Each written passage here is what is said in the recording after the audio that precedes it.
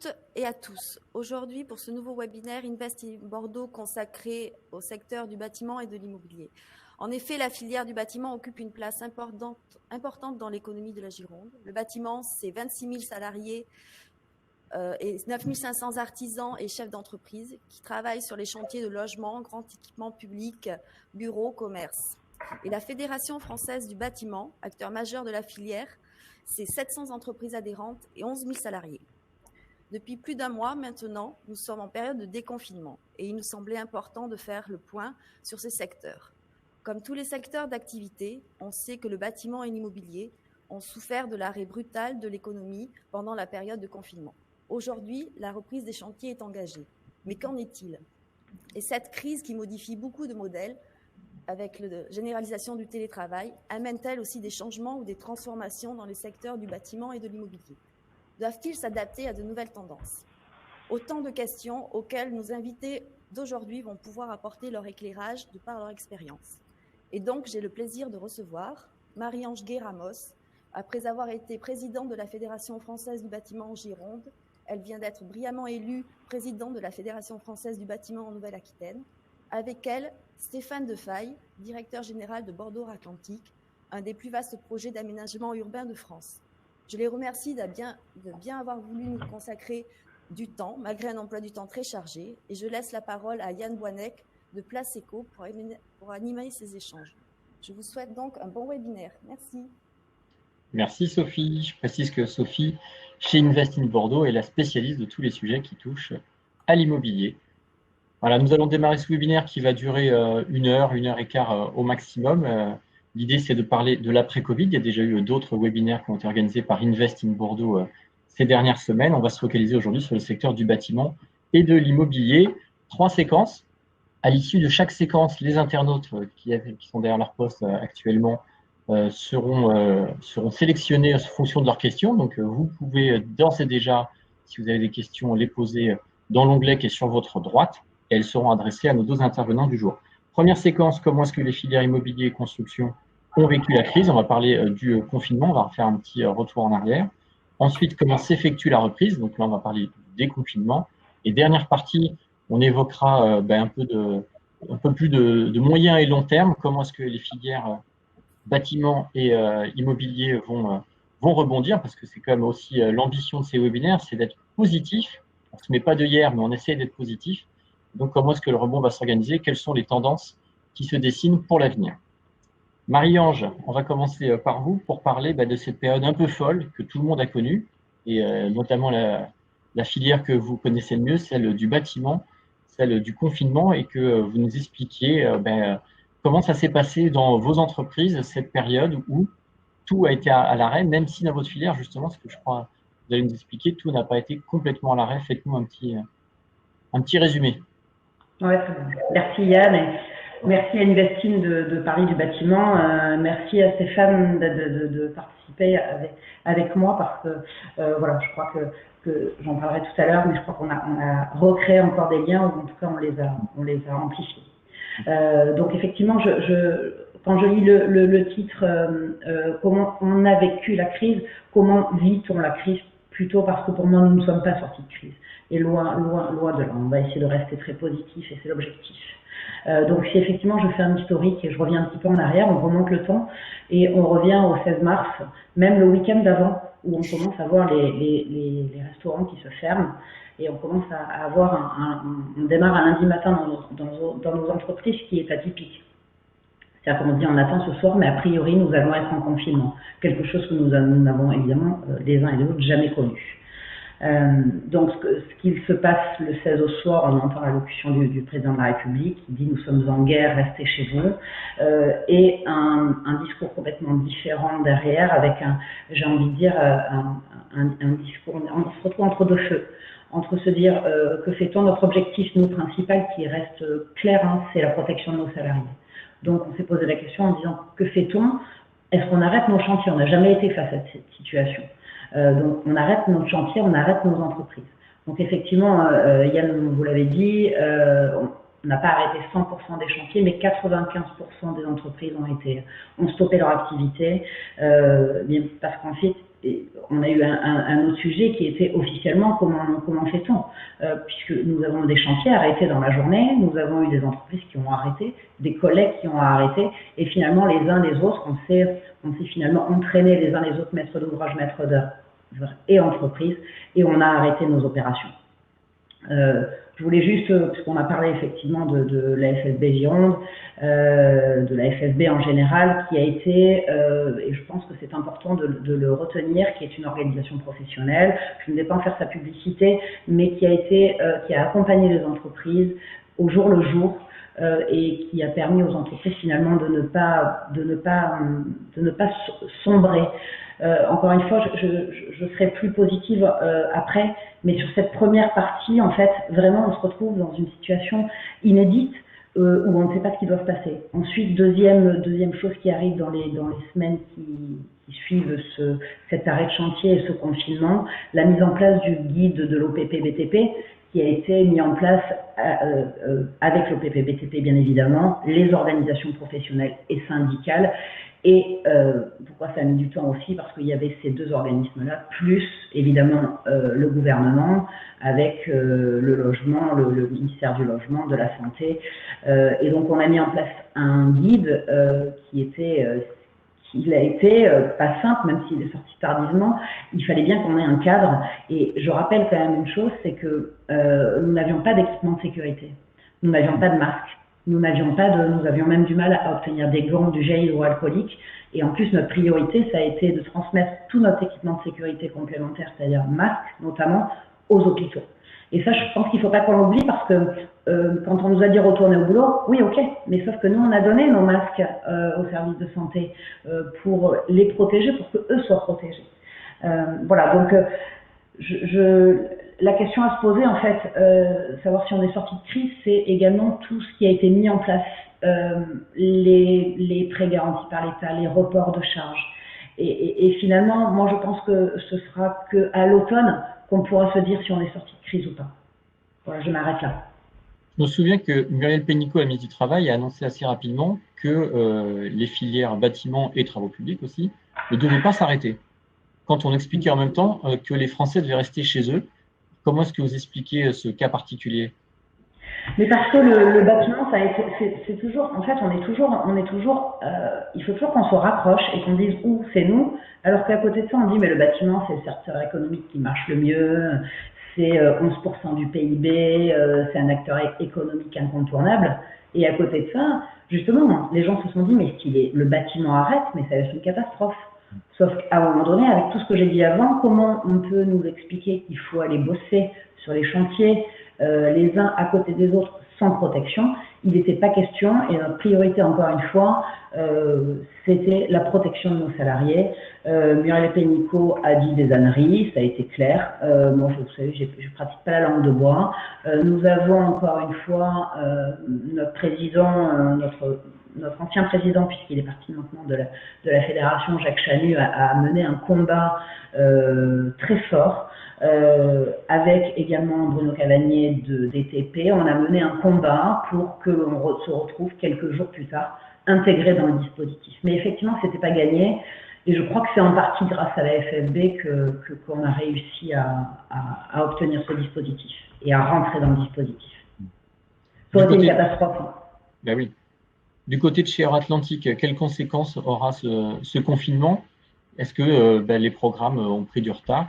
Comment est-ce que ça va toucher votre activité?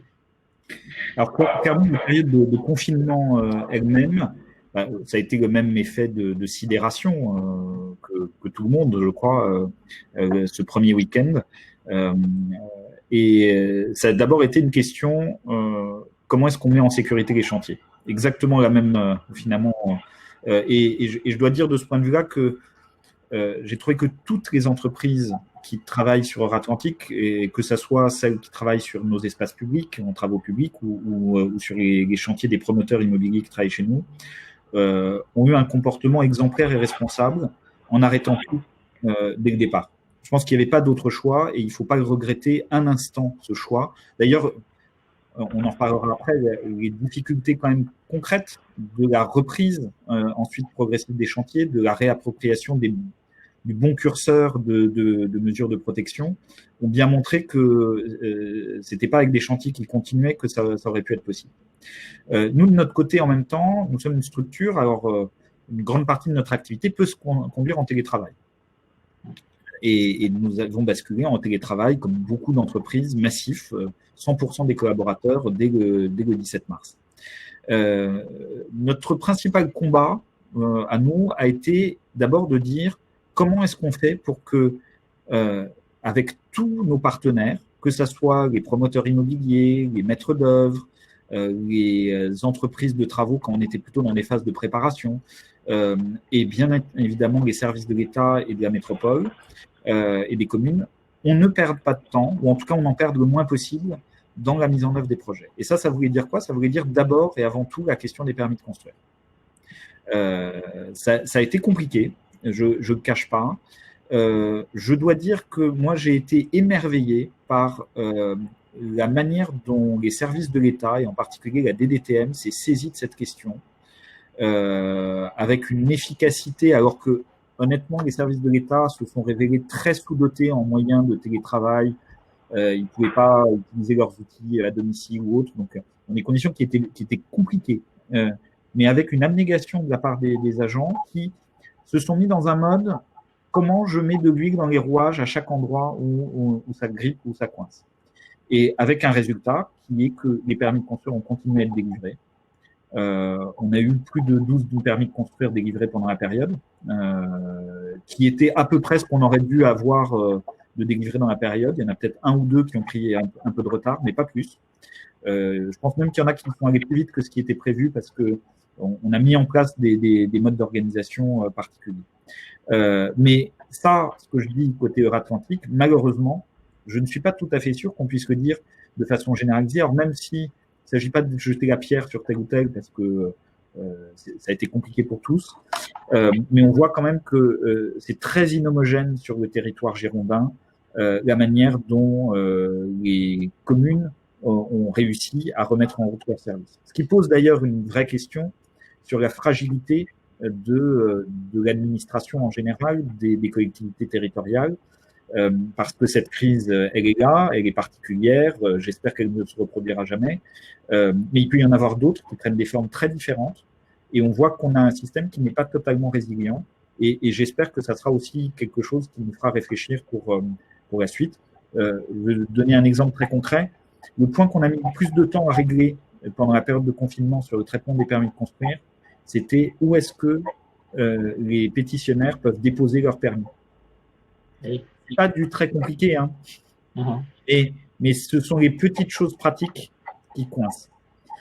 Et donc ça a été compliqué. Et ensuite, le deuxième combat qu'on a eu qui était important, ça a été de travailler. Alors, on a beaucoup échangé avec mes confrères des autres établissements publics d'aménagement, ce qui est très intéressant parce que ça permet de dézoomer d'une situation particulière locale et d'essayer de partager le retour d'expérience. Et on a beaucoup échangé dans le même temps avec nos ministères, précisément pour l'élaboration de tous les dispositifs qui ont eu lieu. Et avec ce double objectif qui est de dire, certes, il faut reprendre, mais attention quand même de ne pas reprendre dans des conditions trop chaotiques et surtout dans des conditions qui mettaient en danger la vie des personnes. Parce que le jour où on a un chantier qui doit s'arrêter par...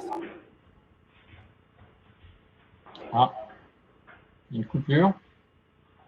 Moi, je ne vois plus. Marie-Ange, est-ce que vous pouvez m'aider? Est-ce que vous voyez Stéphane Defaille coupé à l'arrêt? Bon, on va attendre qu'il se reconnecte. On a dû le perdre. On va évoquer la période du déconfinement qui impose aux entreprises des gestes barrières et puis énormément de mesures sanitaires plus ou moins restrictives. Hein, ça évolue avec le temps. Comment est-ce que les entreprises de bâtiments arrivent à mener leur chantier actuellement? Alors d'abord, il faut faire déjà la différence entre effectivement les chantiers qui ont repris rapidement et les chantiers qui n'ont pas arrêté. Je parlais tout à l'heure de 95% d'arrêts, ça veut dire qu'il y avait quand même 5% des chantiers qui ont continué à fonctionner. Donc c'était principalement, je pense, aux artisans travaillant seuls ou qui travaillaient sur des opérations où il y avait un seul corps d'État. Ensuite, sur la partie reprise, ça a été repris vraiment en dégradé. C'est-à-dire que des entreprises ont repris à partir d'avril, mars, il s'est quasi rien passé. Avril, on a commencé à reprendre en milieu de mois, peut-être fin de mois, et vraiment la reprise a été plus effective à début juin. Donc pendant toute cette période-là, ce qui a été très compliqué notamment, c'est évidemment la mise en place pour coller au mieux en fait au guide de l'OPT-BTP. Et donc mettre en place en fait cette non-coactivité. Donc en fait, il y a eu vraiment plusieurs choses. Il y a eu d'abord les entreprises qui travaillaient sur site occupé. Donc ça, évidemment, c'était très compliqué de reprendre une activité quand on était en site occupé.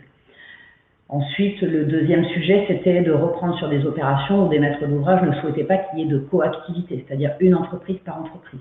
Donc ça a été très compliqué, ça veut dire rallongement des délais. Stéphane en parlera également aussi, je suppose, rallongement des délais avec inquiétude sur ce côté-là. Et évidemment, le sujet qui a été et qui est encore un vrai sujet, c'est le partage des surcoûts. Juste pour donner un petit chiffre, aujourd'hui, une entreprise de bâtiment fait en moyenne 1 à 2% de bénéfices annuels. Donc, je vous laisse faire un petit calcul assez rapide, mathématique. J'ai jamais été forte en maths, mais ça, à peu près, j'y arrive. C'est-à-dire quand on me dit qu'il y a entre 2 et 10% de surcoût, voire 15% de surcoût, une entreprise qui fait 2% en moyenne de bénéfices, si elle fait du bénéfice d'ailleurs, ça paraît assez compliqué. Donc, il y a une bataille très forte, alors qui a démarré d'abord en disant on va partager, puisqu'encore une fois, c'est un partage. On ne demande pas à ce que ce soit le maître d'ouvrage, le maître d'œuvre, les autres qui prennent en charge, mais qu'il y ait un vrai partage et une vraie discussion en fait les uns avec les autres au cas par cas. Donc quelquefois ça s'est bien passé. Je pense qu'on a un exemple là ici d'un maître d'ouvrage qui a été plutôt ouvert à la discussion, mais ça n'a pas été le cas partout. Et c'est un peu dommage, en sachant que on avait également des problèmes de paiement un peu partout, hein, sur tout on en parle peu de ça, mais je pense que voilà, faut pas avoir la mémoire courte. Les entreprises se sont retrouvées en difficulté avec un non-paiement, notamment certains maîtres d'ouvrage publics qui ne payaient pas, et donc on s'est retrouvé avec un redémarrage en disant il faut redémarrer mais on n'a pas été payé de la fois d'avant, et il faut redémarrer mais on n'a pas parlé des surcoûts. Donc au début il y a eu une vraie discussion, et puis il faut être pragmatique, il fallait qu'on reprenne nos opérations. Donc il y a beaucoup d'opérations qui ont été reprises où on n'a pas parlé des surcoûts parce qu'il fallait que l'on reprenne, parce que si on ne reprend pas, on ne facture pas. Si on ne facture pas, à un moment donné, on se casse la figure. Et je pense que ce qu'il faut avoir en tête vraiment, c'est que cette crise a impacté vraiment, c'est-à-dire qu'on va avoir une baisse de chiffre d'affaires, on va avoir des coûts complémentaires, et on va avoir, je parlais tout à l'heure en première partie de la mise en place des reports de charges, des PGE, de prêts garantis par l'État, mais toute cette partie-là, il va bien falloir la rembourser. Donc voilà, donc ça veut dire qu'aujourd'hui, ça c'est un peu les inquiétudes. Je vais pas, enfin si vous voulez, on n'est pas ici pour parler de tout ce qui va bien. Tout ce qui va bien, c'est tout ce qui a été mis en place. Stéphane De Faye l'a dit, le gouvernement a fait plein de choses et j'espère va continuer à en faire. Aujourd'hui, on a repris le lead et vous ferez les deux parties en même temps, Stéphane. Mais sur la partie, vous parliez des permis de construire. Les permis de construire, plupart des communes, en plus, on a eu la double peine puisqu'on était élection municipale entre les deux tours, plus le Covid, avec le confinement. Donc, on s'est retrouvé avec des arrêts des arrêts d'instruction de permis de construire. Me semble-t-il qu'on peut instruire un permis de construire quand on est en télétravail, mais a priori, c'était pas possible. Et donc, on va se retrouver avec un vrai trou d'air. Et il ne faudra pas que les maîtres d'ouvrage, les communes et autres viennent se plaindre que les entreprises ne sont plus là, parce que ce sera en partie, j'en suis désolée de le dire, mais ce sera en partie à cause d'eux. Parce que si les permis de construire ne sont pas instruits, que les dossiers ne sortent pas et qu'on arrête les opérations, eh bien, il va y avoir des disparitions d'entreprises, tout simplement. Juste un petit chiffre au niveau national, aujourd'hui, c'est 100 à 200 000 emplois qui sont aujourd'hui menacés. Donc, on sait à peu près ce que pèse la Nouvelle-Aquitaine et la Gironde en l'occurrence. Donc, je crois qu'il faut vraiment avoir la conscience de cette inquiétude sur si on ne fait rien en tout cas. La question juste des surcoûts, parce que vous militez pour un partage. Qu'est-ce qui se passe quand le maître d'ouvrage refuse de partager le surcoût? Il y a plusieurs choses. Soit l'entreprise décide d'arrêter le chantier, mais c'est compliqué parce que ça veut dire qu'il faut faire un arrêt de chantier, il faut déserter le chantier. Donc, ce qui se passe, chers journalistes, c'est qu'on continue à travailler sur l'opération et puis on va payer. Ah oui. Et bien sûr, c'est ce qui va se passer. Et on est encore loin. Moi, j'ai fait un peu, on a conversé, on en parlera sur la dernière partie, mais on a conversé avec plein de gens. Et moi, j'avais un vrai espoir en me disant, cette crise va nous permettre de travailler autrement. Je l'ai écrit d'ailleurs plusieurs fois. On va travailler autrement. On va être dans la réflexion. On va être dans le côté sanitaire extraordinaire. On va être... Et en fait, voilà, on est reparti comme on était avant, sauf que on a des masques. Voilà. C'est la même chose. Ouais, je suis désolée encore une fois, j'essaye d'être un peu positif, mais voilà, on est là pour dire la vérité, donc c'est très bien. Stéphane Defaille, du côté d'Euratlantique, comment est-ce que se déroulent les discussions entre les constructeurs et les promoteurs, donc sur le partage de ces surcoûts? Alors, nous, on a pris un parti pris dès le début, c'est-à-dire avant même que le guide de l'OPPBTP soit publié et qu'on soit dans cette question du redémarrage. D'abord, on a essayé de rassurer tout le monde sur deux points. Le premier, c'est que bien évidemment, mais je dis bien évidemment, mais c'était pas dans la tête de tout le monde ça non plus. Il était hors de question d'appliquer les délais des contrats habituels. Et on a commencé par écrire à tout le monde en disant ne vous inquiétez pas, et ça c'était avant les textes des ordonnances ou autres, on n'appliquera pas de pénalité pour la période de confinement et certainement une période qui ira après.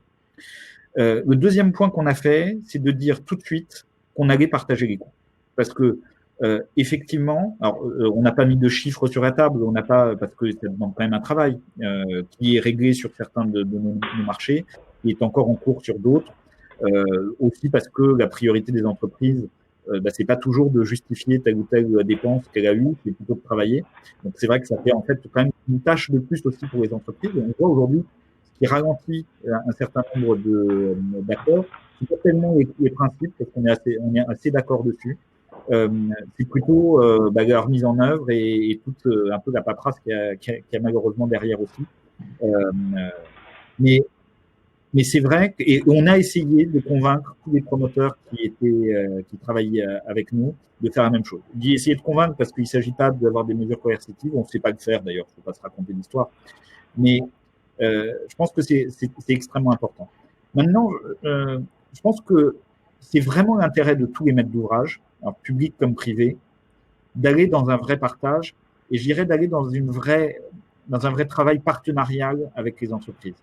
Je me rappelle d'une discussion qu'on avait eue avec Marie-Ange et avec tout un tas d'entreprises de grosses œuvres essentiellement il y a un peu plus d'un an. Donc il n'était pas question de Covid ou pas. Et on constatait que certains maîtres d'ouvrage privés, quand ils lançaient des consultations pour des travaux, ils n'avaient pas de réponse. Et on a réuni avec la Fédération française du bâtiment les entreprises pour essayer de comprendre en fait, tout simplement. Et moi, une des choses qui m'a marqué le plus dans ces réponses, c'était qu'il y avait des entreprises qui ont dit la chose suivante. En 2008, il y a des entreprises avec qui on travaillait, des maîtres d'ouvrage avec qui on travaillait, qui nous ont tendu la main, qui ont essayé de trouver des solutions pour qu'on avance ensemble et qu'on n'aille pas. Il y en a d'autres qui ont enfoncé la tête sous l'eau.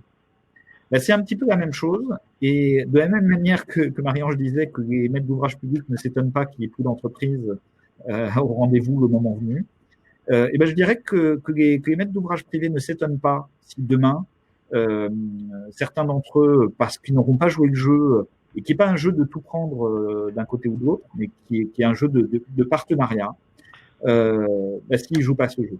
Et je pense que c'est très important. Et moi, là où je suis un petit peu plus optimiste peut-être que Marie-Ange, mais c'est pas gagné. Et là, on se rejoint. C'est que cette crise, elle va être un révélateur. Elle va vraiment être un révélateur de ça, parce qu'elle est dure et elle commence. La crise sanitaire, c'était la partie facile. Donc elle commence. Et après, on verra bien. Et je pense que ne survivront que ceux qui ont une culture de la coopération. Il y a quelques exemples dans d'autres crises majeures. Je pense notamment à la crise financière asiatique de 1992 aux Philippines, où on a vu dans d'autres secteurs, le secteur bancaire par exemple, des acteurs qui, parce qu'ils avaient joué le jeu de la transparence, de la confiance, étaient sortis renforcés de la crise, alors que toutes les entreprises du même secteur s'étaient effondrées. Moi, je veux espérer quand même, ça c'est mon côté très optimiste, qu'on arrivera à en tirer toutes les leçons et qu'on arrivera, et que finalement, on arrivera peut-être aussi à une forme de sélection naturelle dans ça. Alors, j'espère que, parce qu'il y aura des dégâts, il y aura des morts. Et quand je dis ça, c'est à la fois des entreprises, mais ils sont aussi des personnes derrière, les chefs d'entreprise, les salariés. La situation va être compliquée dans le BTP aussi. C'est pas, même si c'était un secteur florissant avant, ça va être compliqué. On y reviendra après quand même sur quelques lueurs d'espoir. Voilà. Alors aujourd'hui, nous, on est vraiment dans cette logique-là. On est aussi dans l'autre logique qui est de dire attention à pas fixer des objectifs inutiles en matière de délai. Parce que il y a l'argent, mais il n'y a pas que le côté financier. Et autant il y a certains chantiers qui nécessitent, à cause de leurs conséquences en cascade, d'aller vite. Et là, il faut qu'on se donne les moyens de le faire. Mais il ne faut pas mettre les priorités partout pour essayer de rattraper à tout crin le temps passé. Parce que là aussi, finalement, il faut donner la possibilité aux entreprises qui travaillent avec nous aussi de jongler avec leurs moyens humains notamment, parce que au-delà des masques, il y a encore des personnes vulnérables qui ne peuvent pas reprendre le travail comme avant. Et c'est important de pas forcer les choses et de ne pas les rendre artificielles. Mais voilà, en même temps, je crois que tout le monde a commencé à apprendre à travailler avec ces méthodes. Et je reste aussi optimiste sur le fait qu'il va en rester quelque chose, au-delà de porter le masque, qui est un peu symbolique, mais qu'il va en rester quelque chose qui nous protégera peut-être de manière un petit peu plus efficace dans les prochaines épidémies de grippe, sans aller chercher des grandes pandémies sur de l'absentéisme lié à la maladie. Donc, il y aura peut-être des effets positifs, mais en attendant, il faut quand même passer le cap. Et le cap, pour moi, c'est décembre prochain pour beaucoup d'entreprises, c'est-à-dire le moment où les PGE vont devoir commencer à être remboursés, qui va être un vrai grand révélateur des dégâts sur le secteur du bâtiment. Avec le contexte qui est très compliqué, est-ce qu'on ne peut pas craindre une guerre des prix? Qu'est-ce que vous constatez dans les consultations? Alors ça, c'est intéressant. Et effectivement, nous, l'autre chose qu'on a fait pendant les premières semaines du confinement, c'est de dire, si on veut soutenir l'économie, il n'y a pas 36 moyens. Bon, on peut donner de l'argent, des subventions, c'est à peu près le pire moyen qu'il y a. Et après, on peut donner du travail, c'est-à-dire du chiffre d'affaires. Donc l'entreprise, elle joue son rôle. Moi, j'ai pas entendu, et d'ailleurs, je tiens quand même à saluer la dignité de toutes les entreprises et tout secteur confondu là-dessus pendant cette crise. J'ai jamais entendu une entreprise vouloir faire l'aumône. Les entreprises, ce qu'elles veulent, c'est travailler. Et donc nous, ce qu'on a fait, c'est qu'on a essayé de voir dans toutes les consultations qu'on avait à lancer plus ou moins tôt cette année, de voir qu'est-ce qu'on pouvait anticiper, qu'est-ce qu'on pouvait accélérer. Donc c'est ce qu'on a fait. On a déjà lancé 45 millions d'euros de consultations de travaux depuis donc plusieurs consultations pendant le confinement. On ne s'est pas arrêté pendant ce temps-là. On a adapté un petit peu les délais de réponse pour quand même que ça soit pas discriminant. Et on va encore lancer des consultations pas plus tard que la semaine prochaine, notamment sur l'aménagement des berges de Garonne, par exemple. Au total, on aura mis en route 70 millions d'euros de consultations de travaux en travaux publics. Sur 4 mois, alors qu'on avait plutôt prévu de le faire sur 12 à 18 mois. Donc c'est pas neutre pour notre trésorerie non plus, bien évidemment, mais Et donc aujourd'hui, on a des réponses. Et ces réponses, moi j'étais très inquiet la première consultation. On était un peu fébrile honnêtement en ouvrant les prix. Alors soit d'abord d'avoir des prix. Alors ça, on en a eu plein. Des prix. Ce qui nous a frappé, c'est que la qualité des réponses était supérieure à d'habitude. Donc on sentait qu'elles avaient été plus fouillées. Je crains malheureusement que ça soit plutôt le révélateur de l'effondrement de la commande publique pendant la période, c'est-à-dire que les équipes qui répondaient avaient plus de temps. Mais en tout cas, c'est quand même un point important pour nous parce que ça nous laisse penser que les prix qui sont derrière ne sont pas fantaisistes. Et puis le deuxième élément qui, moi, m'a beaucoup rassuré, c'est qu'aujourd'hui, les fourchettes de prix de réponse qu'on constate, c'est entre moins 10 et plus 10% par rapport à nos estimations de maîtrise d'œuvre. C'est-à-dire, ce sont des choses qui sont normales. Et quand on vient détailler un peu sur les prix unitaires, on n'a pas d'anomalie constatée là-dessus. Sachant que je précise, les prix que j'évoque là sont des prix hors mesure liés au Covid, aux pandémies, puisqu'on a introduit des lignes spécifiques sur ces éléments-là, puisqu'aujourd'hui, on ne sait pas combien de temps il faudra mettre en œuvre des mesures, s'il faudra réaccentuer des mesures à l'automne ou autre. Donc ça, on a sorti de l'analyse pour pas polluer les choses. Donc pour l'instant, et je parle bien des travaux publics, plutôt situation satisfaisante, en tout cas pas de tentative de dumping à la baisse. J'ai quelques échos des promoteurs qui ont des consultations de travaux en cours en ce moment. Certains d'entre eux espéraient avoir des marchés beaucoup moins chers. Pour l'instant, c'est pas ce qui se confirme, en tout cas sur Euratlantique, où on a des prix qui restent élevés en fait par rapport aux estimations. Mais ça, c'était une tendance qui était avant crise, hein, c'est pas spécifique à la crise. Mais en tout cas, on n'a pas l'impression qu'il y ait de dumping sur les quelques opérations qu'on a. Après, je suis quand même prudent, c'est un échantillon qui représente 3 opérations, donc c'est pas il peut y en avoir beaucoup d'autres. Oui, ça fait pas de réalité globale encore. Enfin, de toute façon, dans tous les domaines, on n'a que des signaux faibles. Et il faut être très humble sur toutes les conclusions qu'on peut en tirer à ce stade. Marie-Ange, je vous ai vu faire la moue. Vous doutez, vous craignez la guerre des prix? Non, et bien sûr. Après, je souris parce que, et je disais en préambule que j'étais ravie de faire un webinaire avec Stéphane Leveille parce qu'il me permet, souvent quand on se fait au téléphone, je repars toujours de bonne humeur. Donc c'est bien parce qu'il est toujours très positif et parce que voilà, ça transpire chez EPA, donc ça c'est indispensable et je trouve ça super.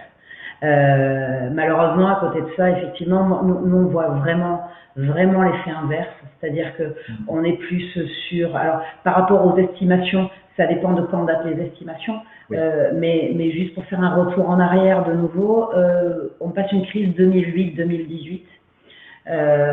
2018, on commence à sortir la tête de l'eau un petit peu, et puis mars 2019, on est en pleine expansion tous, c'est-à-dire qu'on a tous des carnets de commandes qui excèdent les 6-8 mois, donc ce qui s'est pas vu depuis des années, et on commence à reconstruire un petit peu nos marges. Je dis on commence à reconstruire un petit peu nos marges avec des trésoreries qui étaient fragiles. Donc là, ce qui se passe, c'est qu'il y a effectivement peu de dossiers qui sortent en appel d'offres. Donc les peu de dossiers, eh bien les gens se ruent sur ces dossiers-là, et on a des prix bas. On a quelques exemples. C'est pas tous les dossiers, hein, c'est pas non plus toute la promotion. Là, moi, je parle principalement en marché public, et on retrouve des prix à moins 15, moins 20, voire encore en dessous. Donc ça veut dire que moi, j'ai une vraie inquiétude là-dessus, puisque si les dossiers ne continuent pas à sortir, ça veut dire que ça va continuer de ce côté-là, et on va repartir sur, vous parliez de prix et par rapport aux estimations, on va repartir avec des estimations basses, et donc ça c'est pas possible, Et ça, ouais, c'est inquiétant. On va lancer la dernière partie du webinaire, qui est la partie la plus importante, sur celle de l'avenir de la filière. Donc j'invite les internautes. Pour l'instant, il n'y a pas eu de questions, hein. C'est vrai qu'on était plutôt sur le passé et le présent, mais sur l'avenir, je ne doute pas qu'il y aura des questions. On en a eu quelques-unes déjà en amont de ce webinaire sur l'avenir des filières immobilier et bâtiment. Un avenir quand même qui va aussi évoluer en fonction du contexte électoral qui a changé. Je pense que ça aura échappé à personne. Marie-Ange Guerramos, votre opinion, première décision de Pierre Urmic, il l'avait annoncé pendant sa campagne, il gèle les grands projets immobiliers. Est-ce que c'est quelque chose qui vous inquiète? Bien sûr, j'avais déjà dit parce que, alors je rappelle juste une chose, c'est que nous sommes des élus. Moi, avant d'être présidente de fédération, je suis entrepreneur. Nous sommes des élus et pas des politiques. Donc oui, l'inquiétude elle est claire. C'est-à-dire qu'aujourd'hui, avec tout ce qu'on vient de raconter avant, en disant qu'on va voir, ça va être compliqué, qu'il faut que les dossiers sortent quand on gèle de la construction, parce qu'en fait on fait vite l'amalgame, c'est une catastrophe. Ça veut dire qu'on ne va plus construire.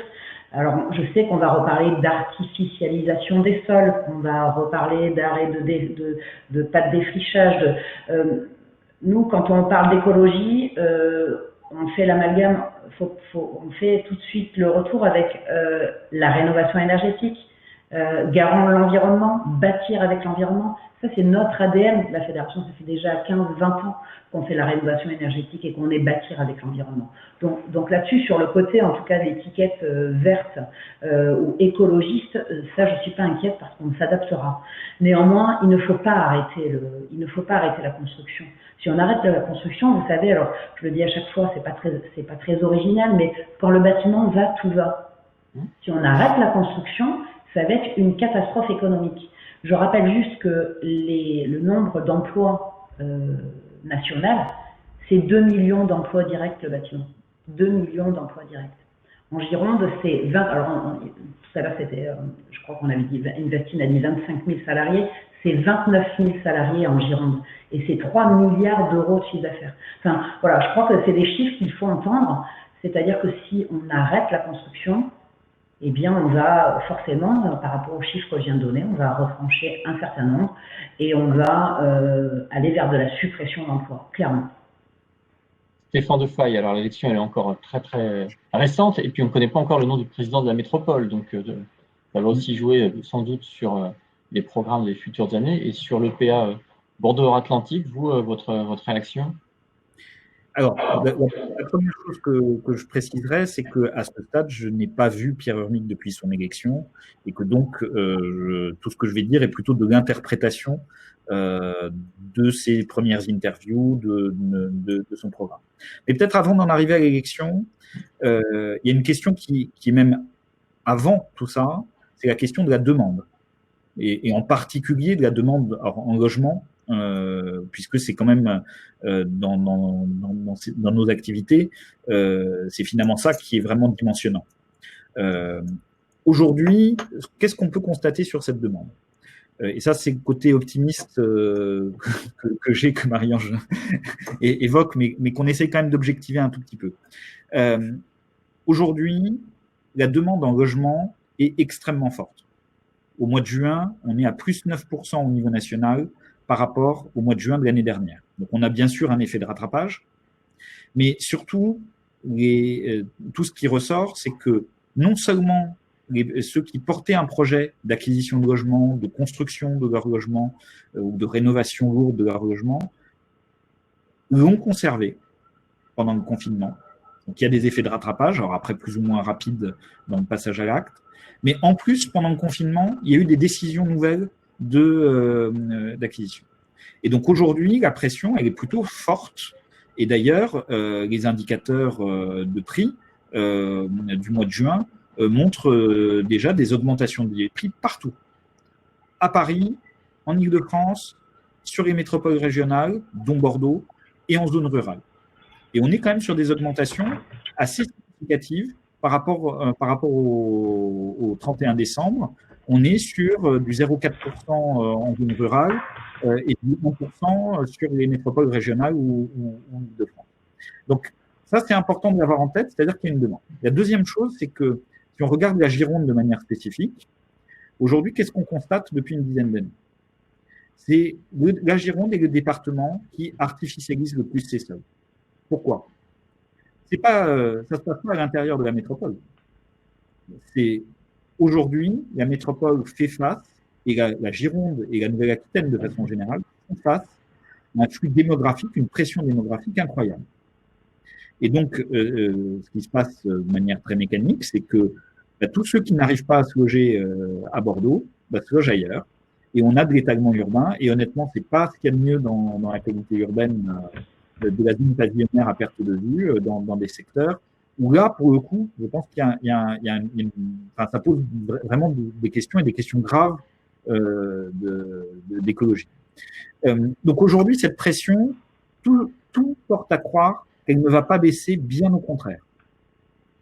Puisque aujourd'hui, quand on sonde des franciliens sur leurs intentions, on a vu une augmentation du nombre de franciliens, enfin de la proportion, qui désormais souhaitent quitter la métropole. Il y a toujours eu cette tendance, mais le confinement l'a accentué. Donc on va faire face à Bordeaux à une pression démographique très forte, et qui est une pression démographique extérieure, mais qui est d'abord une pression démographique aussi intérieure. La croissance naturelle au sein de Bordeaux Métropole est forte, et elle est forte depuis longtemps. Donc aujourd'hui, il y a un besoin de construire tout simplement qui est là. Et ça, c'est une réalité.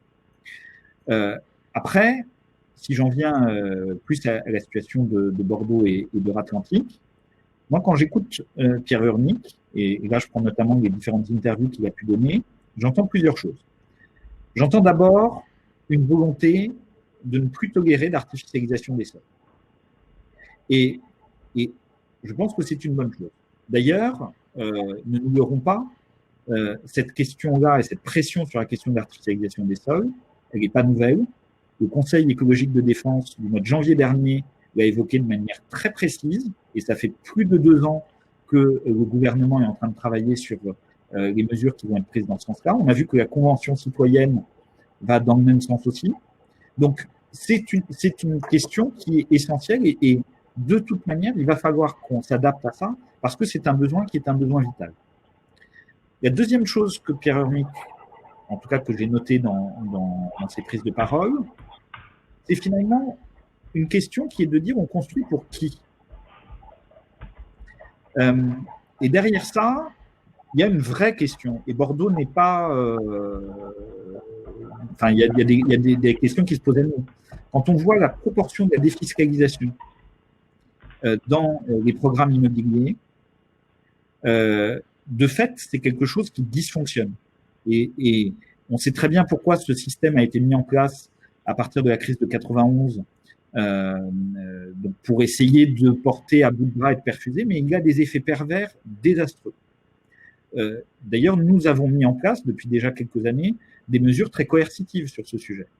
Aujourd'hui, il y a des pénalités financières pour le promoteur qui vend plus de 40% d'un immeuble en défiscalisation pour éviter d'avoir des copropriétés dégradées demain, parce que c'est aussi ça la réalité de ces éléments.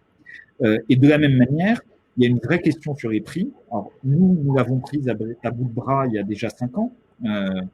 Et aujourd'hui, on constate sur l'Atlantique un différentiel de prix par rapport à la moyenne des prix sur Bordeaux qui est de 2 000 € par mètre carré. Donc, quelque part, quand j'entends Pierre Urmic, j'entends un constat que je partage en grande partie sur une nécessité de se reposer un certain nombre de questions. Et ce que j'ai surtout entendu, j'ai entendu effectivement le mot gel, j'ai surtout beaucoup entendu le mot réexamen. Et je pense que ce réexamen, il est important, tout d'abord parce que ce qui s'est exprimé, c'est la démocratie. Et donc, il y a une légitimité à cette parole. Il n'a pas caché ce qu'il voulait faire. Donc, à un moment donné, c'est en connaissance et en confiance que nous tous électeurs l'avons élu. Je dis nous tous électeurs parce que c'est le rôle de la démocratie, qu'on se déplace ou pas dans les urnes, ou qu'on mette son bulletin, c'est notre acte collectif. Et c'est important de la respecter parce que, mon Dieu, qu'elle est fragile. Maintenant, tout ça va nécessiter de travailler, va sans doute induire un retard, parce que là, je pense que le réexamen, le temps que les nouvelles équipes se mettent en place, le temps que les choses se mettent en place, c'est minimum 6 mois.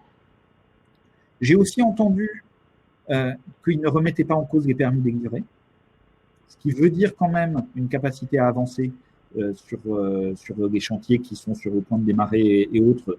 Et c'est plutôt une bonne nouvelle parce que là, ce dont on parle, en fait, c'est plutôt le chiffre d'affaires des entreprises de construction dans 1 an sur les permis de construire qui ne sont pas encore délivrés. Donc, il y a tous ces enjeux. Et ensuite, il y a une autre question qui est aussi posée par la crise, qui était déjà là avant. La crise est plutôt un accélérateur par rapport à des tendances, plutôt que montrer des choses de toute pièce. C'est comment est-ce qu'on construit. Moi, je suis quand même frappé de voir que l'industrie immobilière, de façon générale, et les causes sont multiples, est quasiment la seule industrie dont la productivité n'a pas ne s'est pas améliorée sur le dernier siècle. On est sur des tendances très très lourdes. Pourquoi? Parce qu'en réalité, on construit chaque fois un prototype. Et donc là, c'est une débauche de ressources, d'argent, c'est une inefficacité qui à un moment donné est payée par les acquéreurs qui font qu'il y a aussi une exclusion du logement. Et donc on a un vrai enjeu de revoir comment est-ce qu'on recrée de l'efficacité dans tout ça, qui est une autre manière de parler d'économie de ressources, tout simplement. Alors c'est quelque chose que nous avons pris à bras-le-corps il y a déjà quelques années. Alors on n'est pas au bout du chemin, il y a encore beaucoup à faire, mais notamment avec la construction bois. Et dans la construction bois, parce qu'il y a le bois, mais il n'y a pas que le côté bois qu'il faut voir, c'est aussi une manière de construire hors site, qui permet en réalité de préfabriquer beaucoup plus de choses. Sur Euratlantique, moi, il y a quelque chose qui m'a beaucoup frappé au moment du déconfinement, que je n'ai pas dit tout à l'heure. Le premier chantier d'Euratlantique qui a redémarré le lendemain de la publication du guide de l'OPP-BTP, c'est le chantier d'Eiffage sur la tour Hyperion. Pourquoi? Parce qu'en fait, c'était un chantier hors site, donc en usine. En usine, c'est beaucoup plus facile de faire respecter les gestes barrières. Ça fait beaucoup moins de compagnons sur place pour faire le montage des modules qui arrivent. Donc, respect plus facile des gestes barrières. Et du coup, c'est un chantier qui nous pose aujourd'hui à nous un problème, mais qui est un problème de riche. C'est qu'en fait, ils ont avancé tellement vite. Non seulement ils n'ont pas perdu de temps, mais ils ont même gagné un petit peu dans la période, que nous, on est vraiment en retard sur nos passages de réseau, sur tout un tas de choses comme ça. Mais au-delà de ça, ça montre que si on veut donner de la résilience, si on veut donner de l'efficacité, si on veut aussi reconstituer des marges à terme pour les entreprises, il y a des changements à opérer dans notre manière de construire. Après, ce qui est très compliqué quand même, c'est que opérer ces changements dans une période de crise, déjà dans une période normale, c'est pas facile. Dans une période de crise, c'est encore beaucoup plus compliqué parce que comme tout changement, ça nécessite d'abord d'investir, de dépenser, donc de prendre du risque. Et que les structures aujourd'hui, Marie-Ange le disait tout à l'heure, elles étaient déjà exsangues ou elles sortaient à peine la tête de l'eau de la crise de 2008. Elles replongent dans une nouvelle crise. Et moi, ce que je crains au-delà du volet financier, c'est y compris aussi le désespérance d'un certain nombre de chefs d'entreprise. Parce que faut quand même avoir les reins solides, il faut surtout avoir les nerfs solides pour se dire, mais mon Dieu, comment est-ce que je vais encore, quelle énergie je vais encore redépenser pour relever mon entreprise, c'est-à-dire pour garder mes collaborateurs, pour pouvoir les regarder les yeux dans les yeux, tout ça. On oublie parfois qu'un chef d'entreprise, c'est d'abord le capitaine d'un collectif humain. Et ça n'a pas de prix. Et ça, c'est sans doute ce qui est le plus compliqué à reconstituer le jour où une entreprise s'effondre. Voilà, vous avez évoqué pas mal de sujets, l'artificialisation, la construction hors site. On va interroger la présidente de la Fédé du bâtiment Nouvelle-Aquitaine sur ces sujets-là. Est-ce que les entreprises sont prêtes? Est-ce que vous pensez que c'est une tendance de fond si on démarre sur la construction hors site, par exemple? Après, sur l'artificialisation, c'est moi qui en ai parlé. D'ailleurs, je ne sais pas qui a créé ce mot parce que c'est impossible à dire. Hein, oui, c'est très compliqué, c'est vrai.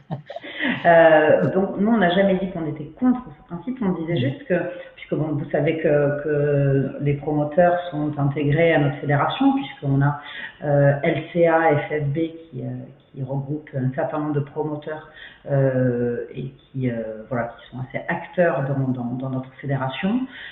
Et en fait, ce que l'on souhaite, nous, c'est que ce soit fait en dégradé et par palier.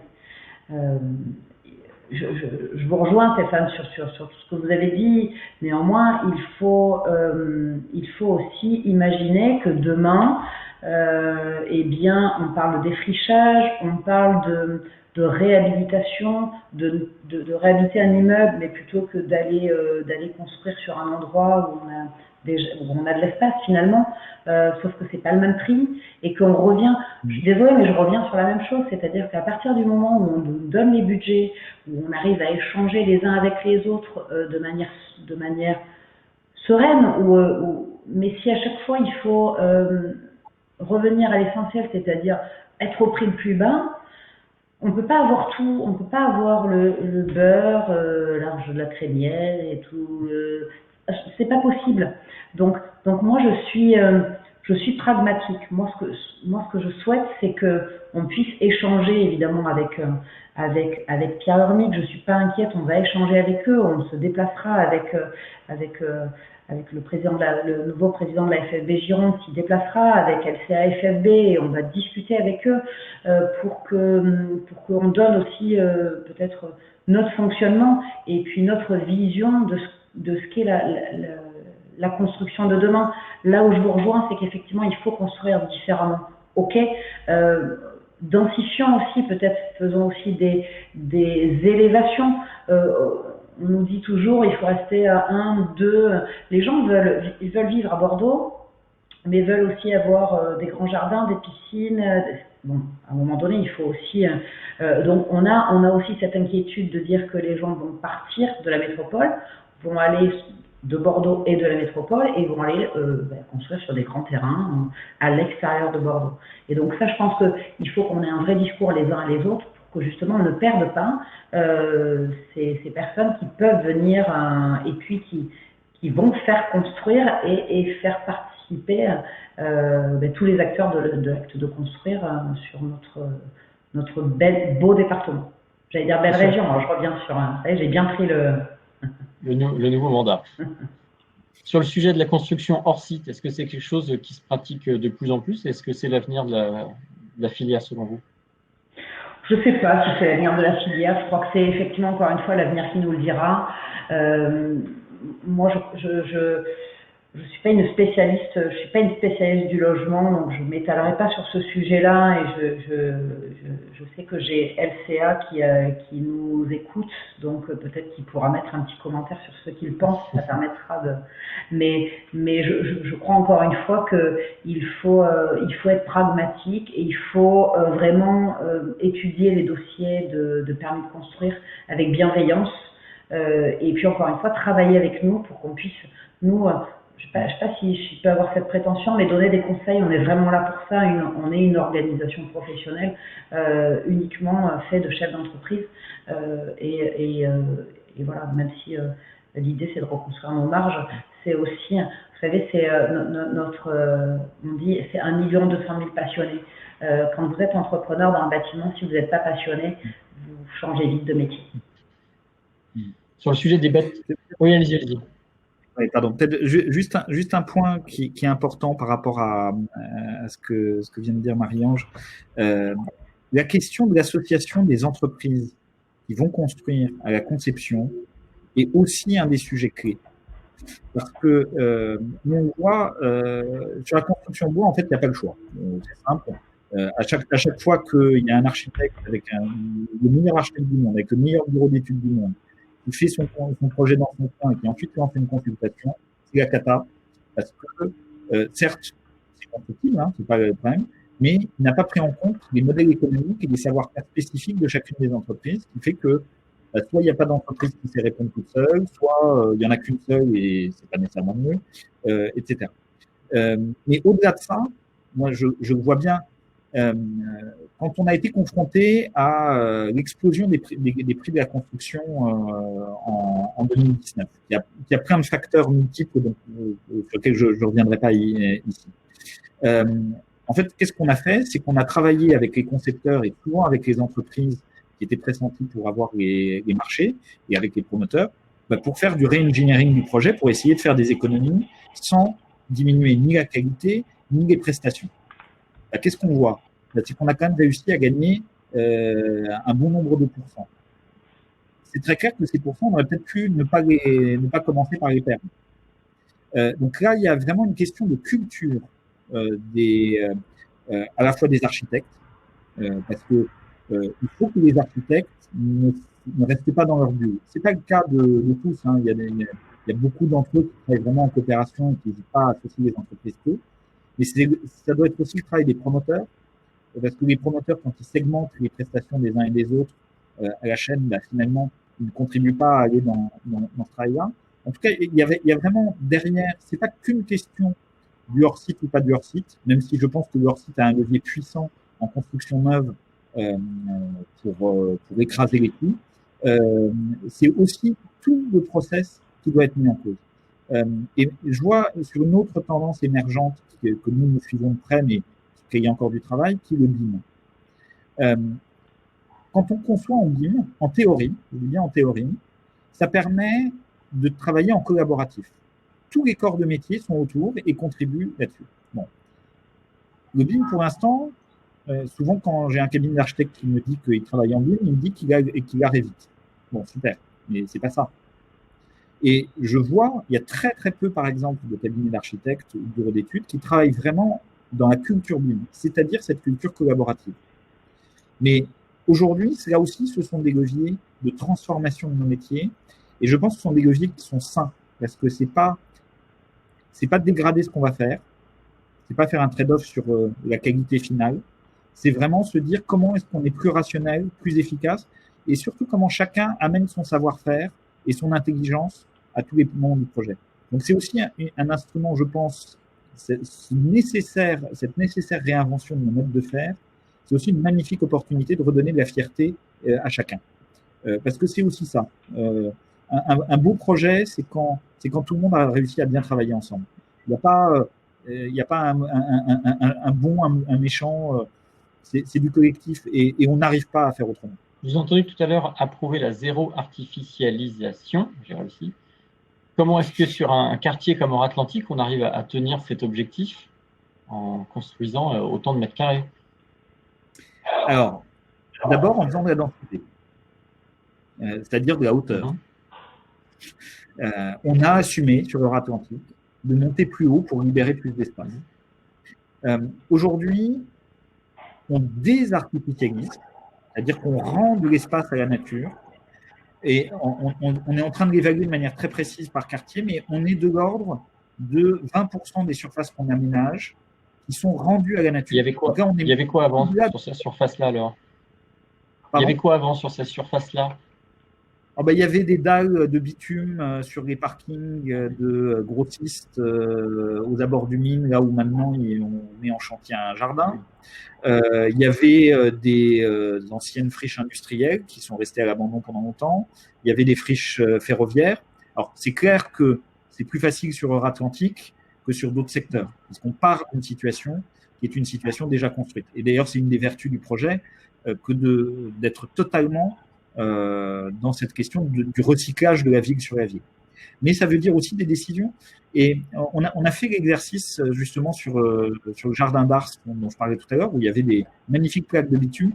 Quand vous regardez une photo thermographique de la ville de Bordeaux en 2010, vous voyez une immense tache rouge vif à l'endroit où va se tenir ce jardin, qui était tout simplement le bitume qu'il y avait là-bas.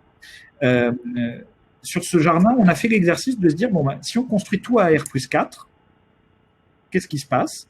Si on construit tout comme aujourd'hui à R+8, avec parfois des émergences au-dessus, qu'est-ce qui se passe? Ce qui se passe, c'est simplement que si on construit à R+4 le même nombre de mètres carrés, on met pas de jardin. Et on a assumé de monter plus haut, de faire des tours, dont Hyperion, dont je parlais tout à l'heure, pour augmenter encore de 50% la surface du jardin par rapport à ce qui était prévu au départ. Ça, c'est un point important parce que là, pour le coup, l'entreprise de construction, c'est pas elle qui a les clés. Le promoteur, à peine. C'est l'aménageur et c'est à un moment donné la puissance publique qui doit être cohérente. On ne peut pas avoir à la fois une construction de logement ou d'autres fonctions parce qu'il n'y a pas que les logements. Il faut aussi des bureaux, il faut des locaux d'activité qui sont un sujet compliqué à faire sortir en centre-ville, mais qui est très important, des surfaces logistiques, etc. Mais on ne peut le faire de manière vertueuse que dans le cadre d'un dialogue, alors avec un aménageur quand il y en a un, ou avec la collectivité quand il y en a. Mais ça, c'est un travail où les collectivités publiques, et je me mets dedans, devons prendre le taureau par les cornes et assumer des choix, en fait. Vous savez, juste avant les municipales, c'était au mois de décembre dernier, on a fini une concertation sur la commune de Bègle. Et dans un quartier qui a dominante pavillonnaire, donc où on pouvait se dire plutôt non à construire, tout simplement. Et on a pris le temps de sillonner le quartier avec les habitants, d'expliquer les grands éléments de l'économie de l'aménagement. En gros, si on veut construire un parc de 5 hectares, ben, il faut mettre 12 millions d'euros entre le foncier, les travaux, tout ça, etc., etc. Et ensuite, on a co-construit le projet avec les habitants. Et ben, honnêtement, les habitants n'ont pas du tout rejeté la densité. Ils ont voulu la travailler de certaines manières. Ce que je veux dire par là, c'est que il faut aussi qu'on se donne les moyens collectivement de faire confiance aux habitants, alors sans tomber dans de la démagogie. Ça veut dire aussi pouvoir dire non à certaines choses. Mais il faut en tout cas qu'on fasse ça parce que on voit bien que souvent les maires reculent par rapport à la densité ou de la hauteur, plutôt par peur de ce que pourraient peut-être dire les habitants, plus que par la réalité de leur position. Cette peur, elle n'est pas complètement fantasmée. On sait que dès qu'il y a un permis de construire avec une grande hauteur qui sort, forcément les riverains vont l'attaquer. Je ne sais pas, sur Atlantique, j'ai toujours pas eu mon premier recours. C'est pas vrai, j'en ai eu un. Bon, ben, vous voyez. Pour vous que ça dure, je le souhaite. Bon, ouais. J'aurai pas trop de mal à choisir les questions parce que pour l'instant, en tout cas sur le direct, il n'y en a aucune. Donc, je vais le redire quand même pour les internautes. Si vous avez des questions à poser à nos deux invités, n'hésitez pas. Il suffit juste de pianoter sur votre clavier. Il y a comme des questions qui avaient été posées en amont. Une question qui s'appuie à vous, Monsieur Defaille. Patrice, les immeubles devront être différents dans leur conception. Comment l'EPA accompagnera la tendance? Donc, j'ai commencé à esquisser des éléments puisque, en fait, on n'a pas attendu cette crise pour commencer à explorer d'autres manières de faire. Commencer à explorer, ça veut dire aussi se tromper, revenir en arrière, changer de trajectoire. Hein. C'est pas, je serais bien prétentieux à dire que je sais comment il faut faire. Mais en tout cas, on a commencé à le faire. Ça a une conséquence pour nous parce que ça a un coût, là aussi. Et nous avons fait le choix, dès le départ, de ne jamais vendre aux enchères, jamais vendre nos terrains aux plus offrants, aux promoteurs qui proposent le plus, parce que il faut un équilibre économique. Et aujourd'hui, par exemple, quand on lance des consultations sur des fonciers, donc à prix fixé, systématiquement, on demande un bilan prévisionnel, parce que le projet n'est pas encore fait, aux promoteurs qui répondent. Systématiquement, on élimine les dossiers dans lesquels manifestement le coût de construction est insuffisant. Parce que il va falloir mettre de l'argent en conception, il va falloir mettre de l'argent en construction. Et quand je disais qu'on freine le recours à la défiscalisation, en réalité, et c'est assez paradoxal, c'est aussi une manière de remettre de l'argent dans le projet, puisque jusqu'à il n'y a pas très longtemps, les frais qui étaient captés par les réseaux de défiscalisation dans la commercialisation d'un immeuble, c'était entre 11 et 16% du chiffre d'affaires de l'immeuble. Vous mettez ça au regard des honoraires de l'architecte qui représentent, si on raisonne en chiffre d'affaires de l'immeuble et pas en coût de travaux, qui représentent entre 2 et 3,5%. Ça montre bien qu'il y a aussi des dysfonctionnements dans la chaîne générale de production de l'immobilier, pas que dans la conception, et que là aussi, il faut une nouvelle donne. Je ne l'ai pas dit, mais il y a quelque chose quand même de très intéressant qui s'est passé pendant le confinement aussi, et qui est totalement nouveau. C'est qu'avant, on n'avait plus d'investisseurs institutionnels, ou quasiment plus, qui investissaient dans le logement. Ils avaient fui la France en 1991 avec l'interdiction de la vente à la découpe. Depuis, ils sont revenus. Et ils sont revenus pendant le confinement. Donc pendant le confinement, on est en discussion en ce moment, on n'a pas encore totalement conclu, mais avec quand même 3 foncières qui sont sur le point d'acheter des immeubles en bloc. Alors, ça a une immense vertu, c'est que d'abord, ça a des frais de commercialisation en moins. Deuxièmement, un investisseur de long terme, donc quelqu'un qui va dans le sens de ne pas nécessairement faire des économies sur n'importe quoi dans l'immobilier, parce qu'il sait qu'il va devoir l'entretenir, le gérer, et donc quelque part, c'est un investissement de long terme qu'il fait. Et ça, je pense que c'est très bon pour tout, pour les entreprises qui, du coup, vont pouvoir faire valoir la pertinence de choix sur une logique de retour sur investissement et pas que juste qu'est-ce qui vraiment me coûte là sur le papier le moins cher. et pour la qualité de la ville, parce que ça fait aussi de l'immobilier plus durable. Et ça, c'est important parce que c'est bien beau. Quand je disais un peu facilement, faut coup de Pinel,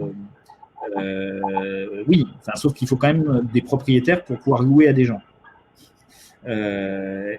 Et donc, il faut quand même que des investisseurs reviennent. Mais je pense beaucoup plus sain le retour de ces investisseurs-là institutionnels, qui sont sur des durées de portage de 10, 15 ans, que sur le reste. Allez, première question. Revoilà Patrice, je crois. Certains projets immobiliers tertiaires étant repoussés, accepterez-vous un allongement des promesses de vente éventuellement demandées par les promoteurs? Alors, la réponse est clairement oui. Oui, et c'est très important parce que de toute façon, la crise nous a appris, enfin, on savait déjà un petit peu quand même, que tous les plannings qu'on peut mettre à l'échelle de l'aménagement sont toujours faux. Il y a toujours des éléments qui ce qui est important, c'est la cohérence globale. C'est-à-dire qu'un quartier, il avance pas à un bout un jour et 10 ans plus tard un autre bout. Tout ça soit cohérent, mais bien évidemment, on va accompagner les promoteurs. Clairement, notre conception de la relation avec les promoteurs a toujours été une relation partenariale. Parce que c'est ce que je disais tout à l'heure, on réussit ensemble ou on échoue ensemble. À la fin, la ville, elle ne sera pas plus belle parce que simplement on aura dit scrogneux, vous tenez pas votre délai, donc on jette à la poubelle. Quand il y a de l'énergie qui a été dépensée, quand le projet est bon, s'il est bon aujourd'hui, il sera encore bon dans un an ou deux, et on fera le nécessaire pour accompagner ça. Très bien. Bon, s'il n'y a pas d'autres questions des internautes, on a respecté notre timing, donc ça va être le moment de conclure. Je vous remercie au nom du président d'Investing Bordeaux, Lionel Lepoudère, tous les internautes qui nous ont suivis, nos deux intervenants du jour, Stéphane Defaille, Marie-Ange Guerramos. Je précise qu'un prochain webinaire est programmé le mardi 7 juillet à 17h. Le sujet du jour, ce sera l'enjeu commercial, facteur de rebond pour la filière vin. On partira dans un autre secteur d'activité. Merci à tous et à bientôt chez Investing Bordeaux. Merci. Merci beaucoup.